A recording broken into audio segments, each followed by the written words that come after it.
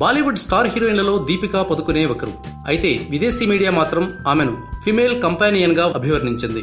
ఇంతకీ ఎందుకు ఇలా అభివర్ణించిందో అర్థం కావడం లేదా? పురుషుల టెన్నిస్ విభాగంలో నెంబర్ 1 ఆటగాడిగా కొనసాగుతున్న నోవాక్ జోకోవిచ్ తో దీపికా పదుకునే డేటింగ్ కి వెళ్లడమే ఇందుకు కారణం. ఇటీవల వీరిద్దరూ కలిసి లాస్ ఏంజలస్ లోని ఓ నైట్ క్లబ్ లో డిన్నర్ చేశారు. ఈ ఫోటోలు ఇప్పుడు సోషల్ మీడియాలో ప్రత్యక్షమయ్యాయి.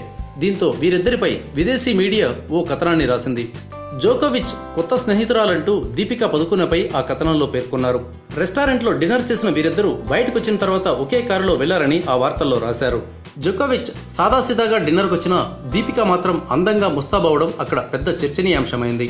మోకాళ్ల వరకు ఉండే బ్లాక్ అండ్ వైట్ ఫ్రాక్ లో అందరినీ ఇట్టే కట్టిపడేసిందట. ప్రస్తుతం దీపికా పదుకునే హాలీవుడ్ చిత్రం XXX the return of Xander case అనే చిత్రం షూటింగ్ కోసం లాస్ ఏంజలస్ లో ఉన్నారు.